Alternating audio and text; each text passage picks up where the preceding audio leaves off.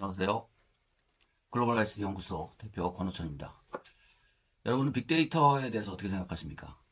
빅데이터는 21세기의 원유다라고 많은 기관, 전문가들이 말을 할 정도로 정보사회에서 굉장히 중요한 자원입니다. 그렇죠? 아마존, 구글, 애플, 페이스북 등과 같은 세계적인 선도 그 기업들뿐만 아니라 다양한 기업과 정부, 기관들이 빅데이터를 어떻게 하면 취합하고 분석해서 그것을 적용함으로써 예산을 절감할 수 있고 인력을 효율적으로 관리할 수 있는지 이런 부분에 대해서 굉장히 신경을 많이 쓰고 있습니다. 그러니까 빅데이터가 소비자와 시장을 읽고 더 쉽게 그리고 효과적으로 접근할 기회를 제공하기 때문에 그렇습니다. 그런데 사실 빅데이터를 가지고 분석을 한다라는 부분에 있어서 사람들이 아직 많이 모르는 것 같아요. 그러니까 그 다국적 기업들 같은 경우는 굉장히 심혈을 기울여서 지금 빅데이터를 가지고 다양한 조사와 분석을 실시를 하고 있는데 그렇지 않은 그 대부분의 기업들, 조직들은 빅데이터가 얼마나 효과가 있을까라는 부분에 대해서 생각하는 기업이 있고 또 어떤 기업은 중요한지는 알아. 그렇지만 그걸 사용하려면 막대한 비용이 들 거야 라고 주저하는 기업이 있습니다. 그리고 또 하나 주체는 빅데이터가 뭔지도 모르고 그리고 빅데이터를 가지고 뭘 할 수 있는지도 모르고 그것의 효용성이 뭔지도 모르는 그런 세 가지 부류의 어떤 주체로 나눌 수 있습니다. 그 국가와 그 재반 조직들도 빅데이터를 가지고 빅데이터를 취합하고 분석해서 미래 발전의 동력을 확보하기도 하지만 미래에 도래할 위험에 대비하는 도구로 활용할 수도 있습니다. 그러니까 이게 뭐 어떻게 보면 맞는 키처럼 보일 수 있지만 맞는 키는 아니에요. 사실은 이제 빅데이터를 분석하는 것도 사람이 하는 거기 때문에 그 인력이 얼마나 효율적으로 이것을 취합하고 분석하느냐, 그리고 그 안에서 인사이트를 어떻게 잘 도출해서 적용하느냐에 관건이 달려 있습니다.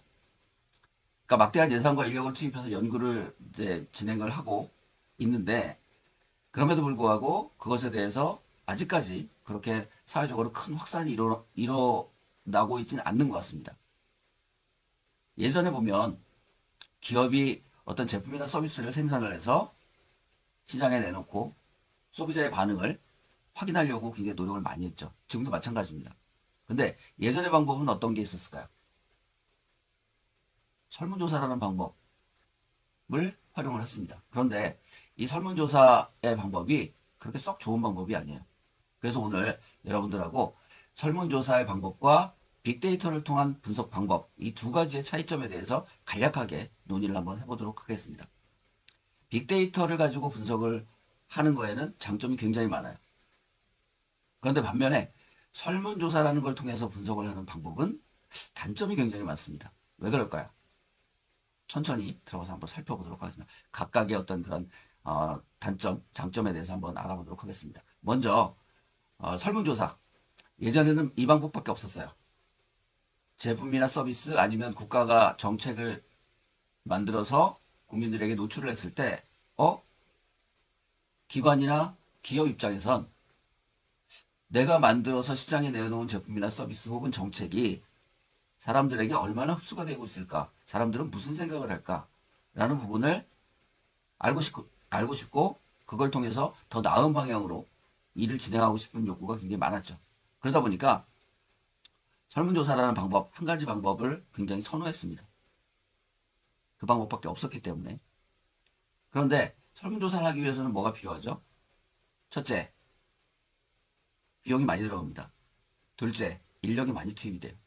셋째, 시간이 굉장히 많이 들어갑니다. 취합하고 설문지를 만들고 설문을 배포하고 그 설문의 답안을 받아오고 그리고 그것을 다시 코딩 작업을 통해서 분류를 하고 프로그램에 넣고 돌리고 그 결과를 뽑고 그런데 사실은 이 모든 게 굉장히 노동집약적인 그 과정이에요. 시간이 굉장히 많이 투입되고 인력이 굉장히 많이 투입됩니다. 그런데 단점은 뭐냐? 시간 많이 들어가고 돈 많이 들어가고 인력 많이 들어가는데 결정적인 단점은 뭐냐면 이건 신뢰도가 별로 없다는 거예요. 예를 들어 100명에게 설문을 조사했어요. 어떤 것에 대해서 설문을 조사했어요. 그러면 몇 명이나 답변을 할까요? 몇 프로나? 계산하기 편하게 이제 100명이라고 가정을 했는데 100명한테 설문을 일일이 해달라고 부탁을 해요. 그러면 그 중에 답변은 10% 정도밖에 답변을 안 합니다. 그죠? 그런데 이 10%의 답변도 정확하면 문제는 조금 줄어들겠죠. 그런데 문제는 뭐냐? 이 10%의 답변, 10명이 답변했는데 100개의 설문 중에 10개의 답변만 돌아왔는데 이 10개의 답변 중에서도 정확하게 답변한 건 10%밖에 안 된다는 거죠. 그러니까 결국은 뭐냐? 100명에게 설문을 조사를 해도 올바른 답을 제시한 건 한 건밖에 안 된다는 거예요. 그런데 이 방법밖에 없다 보니 울며 겨자 먹기로 이 방법을 계속 썼습니다. 그럼 문제가 뭐가 생길까요? 기업이나 국가기관은 정확하지 않은 정보를 바탕으로 해서 제품이나 서비스를 시장에 출시를 하고 정부나 기관들은 정확하지 않은 정보를 바탕으로 정책을 만들고 정책을 실행한다는 거죠. 그래서 여기에서 오류가 발생을 합니다. 그럼 왜 이런 일이 발생할까요? 사람들은 그런 게 있어요. 어떤 내용에 대해서 문항을 쭉 주고 설문조사를 하면 그 문항을 작성을 할 때 솔직한 자기 심정을 적는 사람보다 내가 이 설문을 이렇게 내 생각대로 작성을 하면 다른 사람이 나를 어떻게 생각할까? 그러니까 인간은 그렇잖아요, 원래. 다른 사람의 눈을 굉장히 많이 의식합니다. 그러다 보니까 내가 이 답변을 이렇게 했을 때 사람들이 나를 좀 이상하게 생각하지 않을까? 라는 생각을 해요. 그래서 자기 생각과는 다른 정답을 찾아가려고 노력합니다. 설문지는 정답을 찾는 과정이 아님에도 불구하고 사람들이 정답과 유사한 것을 찾아가려고 노력해요. 어떻게? 내가 사람들에게 굉장히 괜찮은 올바른 생각을 가지고 있고 일반적인 사고를 가지고 있는 사람이야 라고 보여지길 원하기 때문에 그렇습니다. 그러다 보니까 답변의 질이 떨어질 수밖에 없죠. 답변의 질이 떨어진다는 건 답변의 정확도가 떨어진다는 거예요. 그런데 기업이나 기관들이 이런 잘못된 답변을 가지고 취합을 해서 분석이란 과정을 합니다. 그러니까 실제로 기업이나 조직이 듣고 싶은 거, 그거는 정말로 사람들이 머릿속에 무슨 생각을 해요. 이 사안, 이 제품이나 서비스에 대해서 어떤 생각을 가졌는지를 알고 싶어서 이걸 하는 건데, 막대한 비용과 시간과 인력을 투입해서 하는 건데, 정확한 답을 얻지 못한다는 거죠. 근데 기술이 거기까지밖에 없기 때문에 이거를 못했습니다. 그러다가 시간이 지나면서 내용 분석 방법이라는 기법이 도입이 돼요. 내용 분석 방법은 뭐냐? 언론이나 방송이나 아니면 다른 어떤 매체를 통해서 나오는 것들을 가져다가 그것이 가진 내용이 어떻게 구성이 되어 있고 어떤 맥락으로 어떻게 되어 있는지를 파악하는 방법이 바로 내용 분석 방법이에요. 컨텐츠 애널리시스 방법이다라고 얘기하는데 이 방법을 합니다. 그러다 보니까 설문보다는 그래도 조금 더 진일보한 어떤 과정을 거치게 되죠. 예를 들어 설문이 오디선다형 일 경우에는 코딩 작업 뭐 간단하게 합니다. 근데 만약에 주관식 문항이 들어가 있다. 그러면 그 주관식 문항을 예전에는 일일이 눈으로 보고 판단을 했어요. 그러다 보니까 어떤 문제가 생기냐? 분석자들의 주관적인 관점이 개입이 되는, 이걸 바이어스라고 얘기하는데, 이런 주관적인 관점이 개입이 되는 문제가 또 생기기 시작합니다. 그러다 보니까 이 설문이라는 것 자체에 오류가 점점점 늘어나는 거예요. 그래서 시간이 지나면서 이런 방법들을 어떻게 하면 이런 오류들을 줄이고 보다 정확한 방법으로 사람들의 생각, 시장의 어떤 흐름 이런 것들을 판단할 수 있는 방법이 뭐가 있을까라고 생각을 하다가 많은 사람들이 고민해서 만들어낸 게 바로 시간이 지나면서 우리가 스마트폰도 나오고 여러 가지 기기들이 나오기 시작하면서 모바일 인터넷이 발달을 했죠. 모바일 인터넷이 발달을 하면서 SNS라는 것도 덩달아 같이 발전을 하기 시작합니다. 인터넷이 발달을 하고 그러면서 데이터들이 기하급수적으로 늘어나기 시작해요. 그걸 우리가 빅데이터라고 얘기합니다. 그래서 그 빅데이터를 분석을 해보면 어떨까라는 생각을 하게 되죠. 그래서 빅데이터 분석이라는 기법이 만들어지게 되고 그것을 분석할 수 있는 툴도 만들어지기 시작합니다. 그러다 보니까 변화가 일어나요. 어떻게? 설문조사보다 훨씬 정확도가 높은 답변을 얻어올 수 있다는 거죠. 어떻게? 언론, 방송, SNS, 각종 매체에 올라오는 글들. 회사 같으면 제품이나 서비스를 만들어서 판매하는 회사 같으면 그 회사의 웹사이트에 소비자들의 올리는 글 이런 것들을 일괄적으로 쭉 끌어다가 분석을 합니다. 그러면 어떤 장점이 있느냐? 이제 빅데이터의 분석 방법, 장점, 단점 뭐 이런 것들로 한번 들어가 볼게요. 어떤 장점이 있냐? 첫 번째, 시간이 굉장히 적게 걸립니다. 비용이 설문조사보다 훨씬 적게 들어요. 인원? 그렇게 많이 필요 없습니다. 분석의 정확도, 가장 중요한 거, 분석의 정확도. 정확도가 굉장히 높습니다. 설문조사 방법과 비교할 게 아니에요. 굉장히 높아요. 안 할 이유가 없겠죠.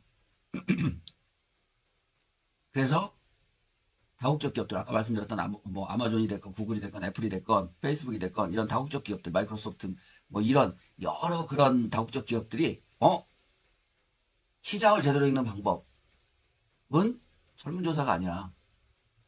빅데이터를 분석하면 돼. 그러면 사람들의 생각을 정확하게 읽을 수 있어. 자, 여기서 정확하게 읽을 수 있다는 전제가 왜 들어갈까요? 바이어스가 없어졌기 때문에 그래요.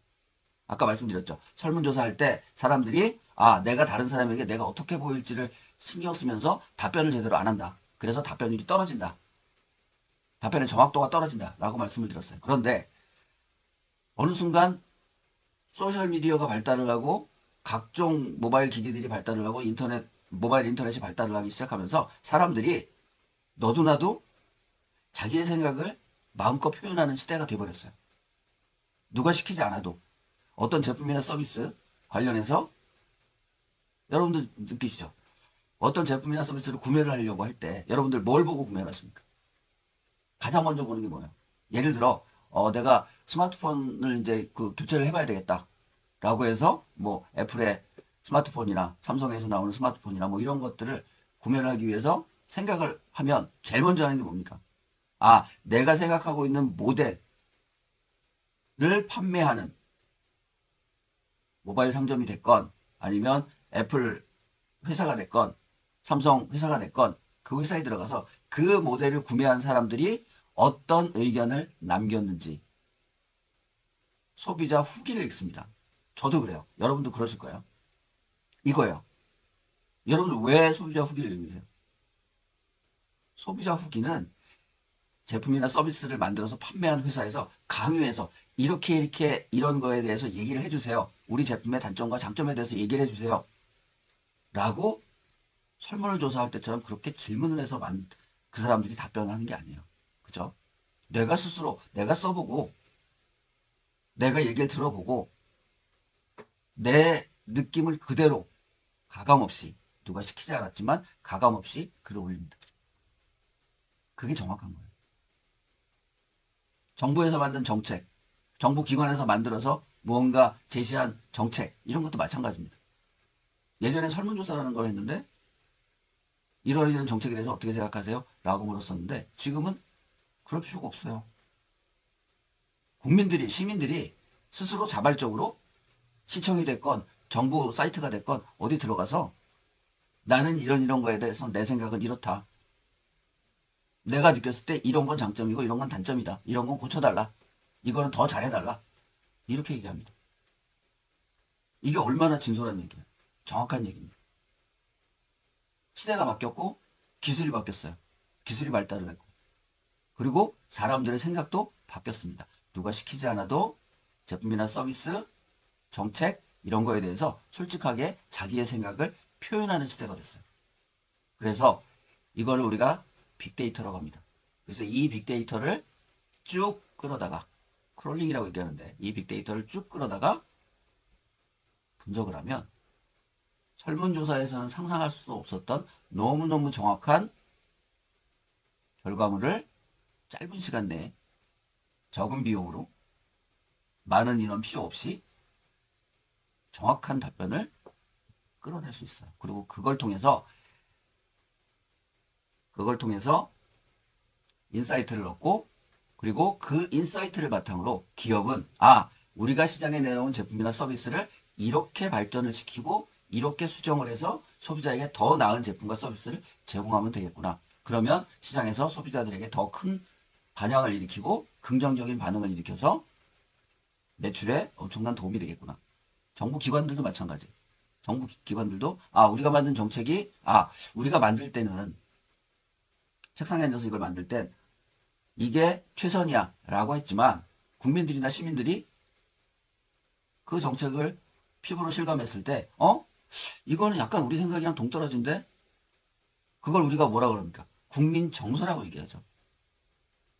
그 국민 정서를 읽을 수 있다는 거예요. 그러면 어떻게 되겠습니까?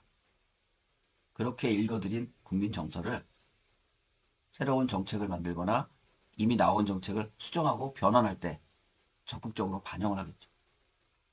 그래서 빅데이터가 굉장히 유용한 도구다라고 할 수 있습니다. 그래서 이거는 비단 기업, 대기업, 정부기관 이런 데만 해당되는 게 아니야. 소상공인분들, 중견기업, 중소기업을 운영하시는 분들도 마찬가지입니다. 시장을 제대로 읽고 시장에 제대로 접근하기 위해서는 뭐가 필요할까요? 바로 빅데이터를 분석하는 게 필요합니다. 그 작업을 글로벌 ICT 연구소에서 진행하고 있습니다. 관심 있으신 분들은 제가 이 영상 밑에 연락처와 이런 것들 남겨놓을 테니까 연락을 주시면 친절하게 답변과 상담 진행하도록 하겠습니다.